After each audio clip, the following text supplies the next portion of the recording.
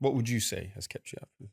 My family being the biggest thing. I think family and like supportive relationships in my life.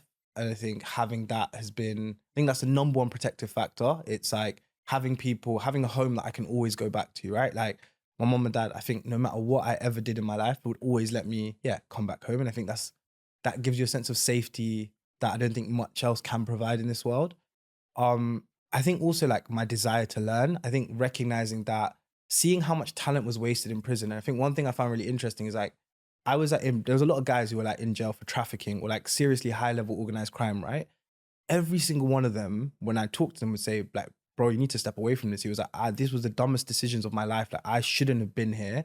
He was like, they would tell me like, "Oh, I can only get a £200,000 mortgage because if I go to get an 18-year sentence, no one's gonna pay my mortgage. So my wife and kids, yes, we got hundreds of grand of cash in the safe, but really and truly, like I can only afford a 200K mortgage, and you can afford that at 21. So what the hell are you doing here, I right?" hear that. And then like that was really eye-opening for me. And then recognize that if these guys who are the upper levels of crime are telling me to avoid this, then I owe them the respect to go like, you're the guys that everyone else on the wing worships, yeah? And you're telling me to stop this stuff. So like, all right, cool, like I'll take like, like word to the wise, right?